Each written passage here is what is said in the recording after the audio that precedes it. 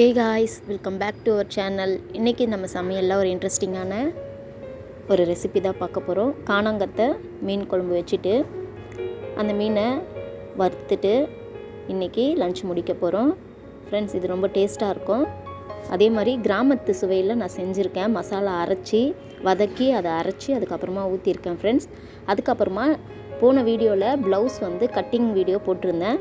அதை இன்றைக்கி பேக்கு நம்ம ஸ்டிச் பண்ண போகிறோம். அதையும் பார்க்கலாம் ஃப்ரெண்ட்ஸ். ரொம்ப இன்ட்ரெஸ்டிங்காக இருக்கும். வாங்க இன்றைக்கி வீடியோக்குள்ளே போகலாம்.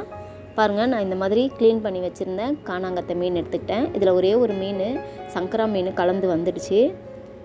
ஸோ இப்போ இந்த மீனை நல்லா க்ளீன் பண்ணி எடுத்து வச்சுருந்தேன். இப்போ இதில் பாதி குழம்பு வச்சுட்டு பாதி நம்ம வறுக்க போகிறோம். வாங்க இப்போ அதை எப்படி செய்யலான்றது பார்க்கலாம். இப்போ வறுக்கிறதுக்கு மீனை மசாலா போட்டு நல்லா ஊற வச்சுருவோம். இப்போ இந்த மாதிரி கட் பண்ணி வச்சுக்கோங்க. அப்போ தான் அது மசாலாலாம் நல்லா உள்ளே கோட் ஆகும். சாப்பிடும்போது நல்லா டேஸ்ட்டு நல்லாயிருக்கும். ஸோ இப்போ இந்த மாதிரி கீறி வச்சதை ஒரு பிளேட்டில் எடுத்துக்கிட்டு அதில் ஒரே ஒரு ஸ்பூனு இஞ்சி பூண்டு பேஸ்ட்டு ஆட் பண்ணிக்கலாம். இஞ்சி பூண்டு பேஸ்ட்டு ஆட் பண்ணதுக்கப்புறமா தேவையான அளவு பொடி சேர்த்துக்கலாம். மிளகாத்தூள் நான் வீட்டில் அரைச்சது, காரத்துக்கு ஏற்ற மாதிரி நான் சேர்த்துருக்கேன். உங்களுக்கு எவ்வளோ காரம் வேணுமோ அந்த அளவுக்கு நீங்கள் சேர்த்துக்கோங்க. அதுக்கப்புறம் தேவையான அளவு உப்பு போட்டு நல்லா இதை 2 ஸ்பூன் ஆயில் சேர்த்துட்டு பெசரி வச்சுருவோம். நல்லா ஒரு அரை மணி நேரம் ஊறட்டும். அதுக்குள்ளே நம்ம குழம்பு ரெடி பண்ணிவிட்டு அதுக்கப்புறமா மீன் வறுத்துடலாம். அதுக்குள்ளே ஊறி கரெக்டாக வந்துடும். ஸோ இப்போ இது எல்லாமே நல்லா மிக்ஸ் பண்ணி, ஆயில் ஏன் சேர்க்குறோன்னா இந்த மசாலாலாம் நல்லா கோட் ஆகும். நல்லா வறுக்கும்போது மசாலா பிரிஞ்சு வராமல் நல்லாயிருக்கும் ஃப்ரெண்ட்ஸ். அதனால தான் நான் சேர்த்துக்கிறேன். ஸோ இப்போ பாருங்கள், ஃபுல்லாகவே இந்த மாதிரி நல்லா மசாலாவில் எல்லாமே பெரட்டி எடுத்து நல்லா மிக்ஸ் பண்ணி வச்சுருக்கோம். இது அப்படியே ஒரு சைடு எடுத்து வச்சிடலாம். ஒரு அரை மணி நேரம் ஊறட்டும். ஸோ அந்த கேப்பில் நம்ம ஒரு டீ போட்டு குடிச்சிடலாம். ஃப்ரெஷ்ஷாக வீடியோவை ஸ்டார்ட் பண்ணலாம். நல்லா ஒரு இஞ்சி டீ போட்டு குடிச்சிட்டு அதுக்கப்புறமா நம்ம சமைக்க ஆரம்பிச்சிடலாம். ஸோ அது ஒரு அடுப்பில் நான் சாதத்துக்கு நான் தண்ணி வச்சுருக்கேன். ஸோ அந்த அடுப்புலேயே சாதம் வெந்துட்டுருக்குது. ஸோ இப்போது நம்ம டீ குடிச்சிட்டு இப்போது மசாலா அரைச்சிக்கலாம். இப்போ குழம்புக்கு தேவையான மசாலா அரைக்க போகிறோம். பேனில் ஒரு ஸ்பூன் எண்ணெய் சேர்த்துட்டு அதில் ஒரு ஸ்பூன் மிளகு சேர்த்துக்கலாம். மிளகு ஒரு ஸ்பூன் சேர்த்துட்டு சீரகம் ஒரு ஸ்பூனு சேர்த்துக்கலாம். சீரகம் சேர்த்துட்டு வெந்தயம் அதே அளவுக்கு நம்ம சேர்த்துக்கலாம். வெந்தயம் சேர்த்துட்டு நல்லா இதை லைட்டாக கிளறி விடுவோம். கிளறிட்டு அதுக்கப்புறமா பூண்டு ஒரு 10 பல் நான் பூண்டு சேர்த்துக்கிறேன். பூண்டு கொஞ்சம் நிறையவே ஆட் பண்ணிக்கலாம், நல்லாயிருக்கும் டேஸ்ட்டு. பூண்டு ஆட் பண்ணதுக்கப்புறமா சின்ன வெங்காயம் சேர்த்துக்கலாம். ஸோ கண்டிப்பாக இதை சின்ன வெங்காயம் ஸ்கிப் பண்ணாமல் நீங்கள் சின்ன வெங்காயத்தில் தான் இது செய்யணும். அப்போ தான் அந்த டேஸ்ட்டு ரொம்ப நல்லாயிருக்கும். நான் பாதி சின்ன வெங்காயம் தான் அரைக்க போகிறேன். மீதி பாதி நான் தாளிக்கிறதுக்காக யூஸ் பண்ணிப்பேன். ஸோ இப்போ இதை நல்லா வதக்கி எடுத்துக்கலாம். கொஞ்சம் டிரான்ஸ்பரண்ட்டாக வதங்கினா போதும் இந்த அளவுக்கு. ஸோ இப்போ பாருங்கள், ஒரு துண்டு தேங்காய் சின்ன சின்னதாக பொடியாக நறுக்கி அதில் சேர்த்துக்கிறேன். தேங்காய் சேர்த்துட்டு லைட்டாக வதக்கி விட்டுட்டு இந்த தேங்காய் பச்சை மணெல்லாம் போட்டும் வதக்கிக்கலாம். அதுக்கப்புறமா 2 தக்காளியை நல்லா பழமாக எடுத்து அதிலே போட்டுட்டு நல்லா இதை வதக்க போகிறோம். கூடவே கொஞ்சம் உப்பு சேர்த்துக்கலாம். உப்பு நான் கொஞ்சமாக போடுறேன், அப்புறமா குழம்பு பார்த்துக்கிட்டு நம்ம உப்பு சேர்த்துக்கலாம். கூடவே கொஞ்சம் மஞ்சள் பொடியும் சேர்த்துக்கலாம். இது எல்லாமே தேவைக்கேற்ப நீங்கள் சேர்த்துக்கோங்க. ஸோ இப்போ இது எல்லாமே நல்லா வதங்கட்டும். நல்லா வதக்கி விட்டுடலாம். ஓரளவுக்கு நல்லா இந்த தக்காளியெல்லாம் வெந்து வரட்டும். இந்த மாதிரி வெந்து வந்ததுக்கப்புறமா இது கூட மிளகாய் பொடி சேர்த்துக்கலாம். இந்த குழம்புக்கு தேவையான மிளகாத்தூளை நான் இப்போவே சேர்த்துக்கிறேன். நான் ஒரு 2.5 ஸ்பூனு காரத்துக்கு ஏற்ற மாதிரி நான் சேர்த்துக்கிட்டேன். இப்போவே நான் மிளகாத்தூளை சேர்த்துக்கிட்டேன். மறுபடியும் குழம்புல நான் மிளகாத்தூள் சேர்க்க மாட்டேன். ஏன்னா இது எல்லாமே அரைக்க தான் போகிறோம். அரைச்சி மசாலாவை ஊற்றி தான் நம்ம குழம்பு வைக்க போகிறோம். இப்போ இது நல்லா ஆற வச்சு அரைச்சி எடுத்துகிட்டு வந்துடலாம் ஃப்ரெண்ட்ஸ். பாருங்கள், நல்லா ட்ரான்ஸ்ஃபர் பண்ணியாச்சு. இப்போ அதே பேனில் ஆயில் சேர்த்துட்டு 2 ஸ்பூன் ஆயில் சேர்த்துட்டு நான் மீதி வச்சுருந்தேன் இல்லைங்களா மீன், அந்த மீனை இதில் வறுக்க போகிறோம். அதுக்கு அந்த ஆயிலில் கொஞ்சோண்டு மஞ்சள் பொடி சேர்த்துட்டு ஒரு 1/4 ஸ்பூன் மிளகாய் பொடியும் சேர்த்துக்கலாம். சேர்த்துட்டு நல்லா இதை மிக்ஸ் பண்ணிக்கலாம். ஸோ இந்த மெத்தடில், ஏன்னா காணாங்கத்தை மீன் கொஞ்சம் சல்லுன்னு இருக்கிற மாதிரி இருக்கும். இந்த மாதிரி செஞ்சோன்னா நல்லா டேஸ்ட் இருக்கும் ஃப்ரெண்ட்ஸ். ட்ரை பண்ணி பாருங்கள் நான் சொல்கிற மெத்தடு. ஸோ இப்போ அந்த மீதி இருக்கிற மீன் எல்லாத்தையுமே இதில் கீரல் போடல, நான் அப்படியே தான் ஃப்ரை பண்ணுறேன். ஸோ இது எல்லாமே ஒன்று ஒன்றா சேர்த்துட்டு நல்லா 2 பக்கமும் நல்லா கொஞ்சம் 50% ஃப்ரை பண்ணி எடுத்துக்கலாம். பாருங்கள், கொஞ்சம் கொஞ்சமாக இந்த மாதிரி நான் சேர்த்துட்டு ஃப்ரை பண்ணி தனியாக எடுத்து வச்சுக்கிறேன். ஸோ எல்லாமே இந்த மாதிரி 2 பக்கமும் திருப்பி போட்டு நீங்கள் ஃப்ரை பண்ணி எடுத்துருங்க. இந்த மெத்தடில் செய்யும்போது ரொம்ப குழம்பு வந்து ரொம்ப டேஸ்ட்டாக இருக்கும். மசாலா அரைச்சி ஊற்றிட்டு எப்போவுமே ஒரே மாதிரி செஞ்சாலும் போர் அடிக்கும் இல்லைங்களா? ஸோ கொஞ்சம் டிஃப்ரெண்ட்டாக செஞ்சு சாப்பிட்டா நல்லாயிருக்கும். இப்போ அவ்வளோதான். இப்போ குழம்பு தாளிக்கலாம். இப்போ அதை ஃப்ரை பண்ணி ஒரு ஓரமாக எடுத்து வச்சாச்சு. இப்போது ஒரு மண் சட்டியில் தேவையான அளவு நான் நல்லெண்ணெய் சேர்த்துக்கிறேன். ஆயில் சேர்த்துட்டு ஆயில் நல்லா சூடாகட்டும். நான் ஒரு 4 ஸ்பூன் சேர்த்துக்கிறேன் ஃப்ரெண்ட்ஸ். உங்களோட தேவைக்கு இருக்க மாதிரி நீங்கள் எண்ணெய் சேர்த்துக்கோங்க. எண்ணெய் நல்லா சூடாகட்டும். இப்போ எண்ணெய் நல்லா சூடாயிடுச்சு. இப்போ வந்து பார்த்திங்கன்னா வெங்காயம் வடகம் தாளிக்க போகிறேன். சின்ன வெங்காயம் வடகம். ஸோ இது வந்து நீங்கள் வீட்லேயும் செய்யலாம். அப்படி இல்லைன்னா நாட்டு மருந்து டிபார்ட்மெண்ட் ஸ்டோர்லலாம் இது ஈஸியாக உங்களுக்கு கிடைக்கும். அவைலபிலிட்டி தான் எல்லா இடத்துலையும். ஸோ இப்போ அதுக்கப்புறமா பாருங்கள், பூண்டு தட்டி போட்டுக்கிறேன். நான் ஒரு 7-8 பல் பூண்டு எடுத்து நல்லா பொடியாக தட்டி வச்சுருக்கேன்.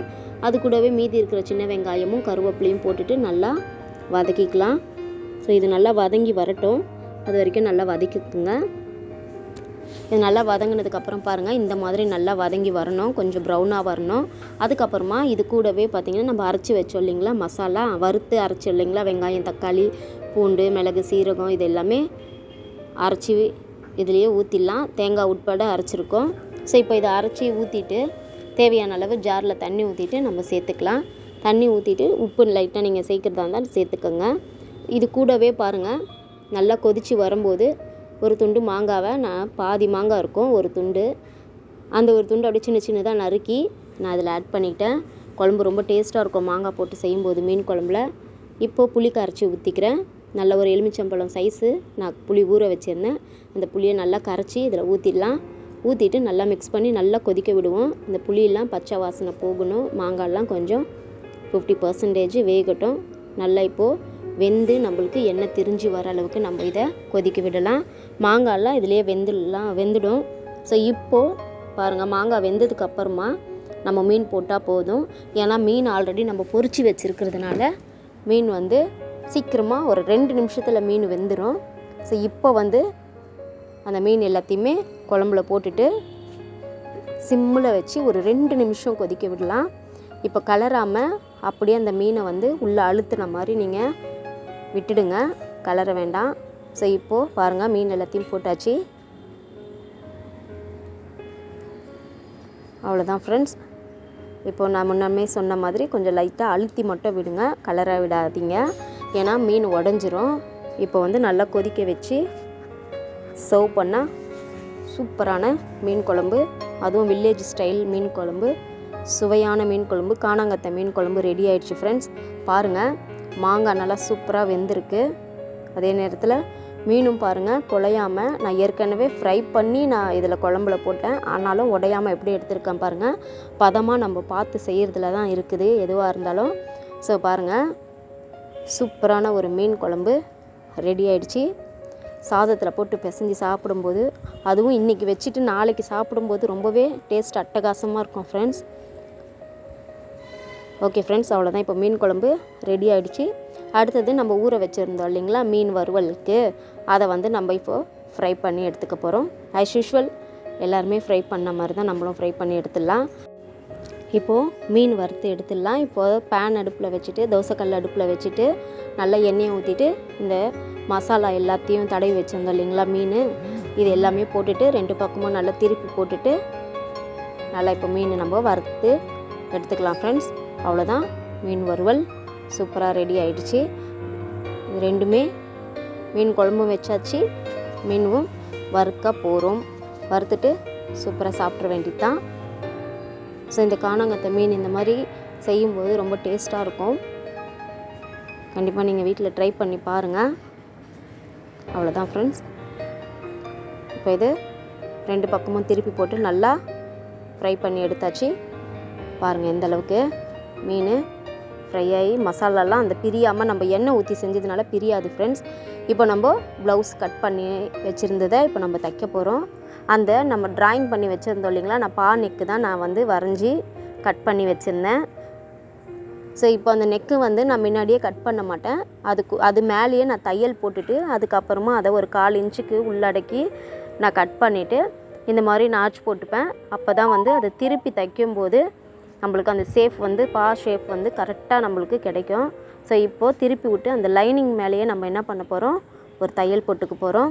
லைனிங் மேலே போட்டிங்கன்னா நம்மளுக்கு அந்த நம்ம வந்து நெக்கு வச்சோம் இல்லைங்களா, அந்த நெக்கு அப்படியே நம்மளுக்கு கிடைக்கும். பிகினர்ஸ்க்கு நான் சொல்லித்தரேன். ஸோ ஆல்மோஸ்ட் வந்து டைலர்ஸ்க்கு எல்லாருக்குமே தெரியும். நல்லா என்னை விட சூப்பராக தைக்கிறவங்கெல்லாம் இருப்பீங்க. ஸோ நான் வந்து எனக்கு தெரிஞ்ச மெத்தடில் நான் உங்களுக்கு ஷேர் பண்ணிக்கிறேன் ஃப்ரெண்ட்ஸ். பாருங்கள், நான் வந்து எனக்கு மட்டும் நான் தைச்சிப்பேன். ஸோ வெளியில் நான் யார்கிட்டையும் கொடுத்து தைச்சிக்க மாட்டேன். ஸோ எனக்கு தெரிஞ்சதை நான் உங்கள்கிட்ட ஷேர் பண்ணிக்கணும்னு நினச்சேன். அதனால் நான் இன்றைக்கி இந்த வீடியோவில் ப்ளவுஸ் பேக் வந்து தைச்சி காமிக்கிறேன். போன வீடியோவில் பார்த்திங்கன்னா உங்களுக்கு கட் பண்ண வீடியோவை காமிச்சேன். ஸோ டீப்பாக காமிக்கல.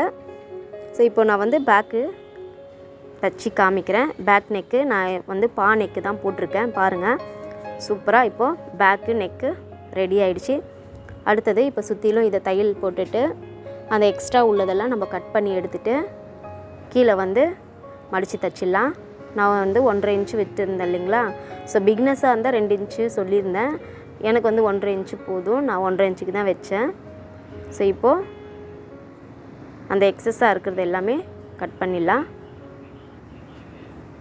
பாருங்கள், இப்போது ஈவனாக இருக்குது. ஸோ இப்போது நம்மளுக்கு லைனிங் தான் வந்து நம்மளுக்கு அளவு கரெக்டாக இருக்கும்.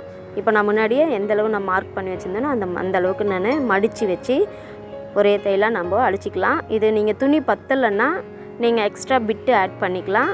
மடிக்க வேண்டியதில்லை. பிட்டு ஆட் பண்ணி திருப்பி அதை அடித்து விட்டிங்கன்னா கரெக்டாக இருக்கும். இப்போ நல்லா படிமானத்துக்காக நான் இன்னொரு படிமான தையல் கீழே போடுறேன். மெயினாக வந்து இந்த பேக் நெக்கு கண்டிப்பாக ஒரு 5 இன்ச்சாவது உங்களுக்கு இருக்கணும் கீழே. அப்போ தான் நல்லா பார்க்கறதுக்கு கொஞ்சம் லுக் வைஸ் நல்லாயிருக்கும், இல்லைனா ஒரு மாதிரி இருக்கும். இப்போ படிமானத்துக்காக கீழேயும் நான் ஒரு தையல் போட்டு வச்சாச்சு ஃப்ரெண்ட்ஸ். அவ்வளோதான், பேக்கு நெக் ரெடி ஆகிடுச்சு. இப்போது டாட் பிடிச்சி பேக்கில் டாட் பிடிக்கலாம். சில பேர் பிடிப்பாங்க, சில பேர் பிடிக்க மாட்டாங்க. நான் வந்து எனக்கு தைக்கிறதுனால நான் பிடிச்சிப்பேன் ஃப்ரெண்ட்ஸ். அவ்வளோதான், 2 பக்கமும் இப்போது டாட் பிடிச்சி எடுத்தாச்சு. 3 இன்ச்சுக்கு டாட் பிடிப்பேன் நான். ஒரு 1/4 இன்ச்சு கனெக்ட் பண்ணி ஒரு 3 இன்ச்சு லென்த்துக்கு நான் டாட் பிடிப்பேன் ஃப்ரெண்ட்ஸ். நீங்கள் உங்களுக்கு வீடியோ ஃபுல்லாக கிளியராக வேணும்னா நீங்கள் எனக்கு கமெண்ட் பண்ணுங்கள். ஓகே ஃப்ரெண்ட்ஸ், மறுபடியும் அடுத்த வீடியோவில் சந்திக்கலாம். அது வரைக்கும் பாய் ஃப்ரெண்ட்ஸ்.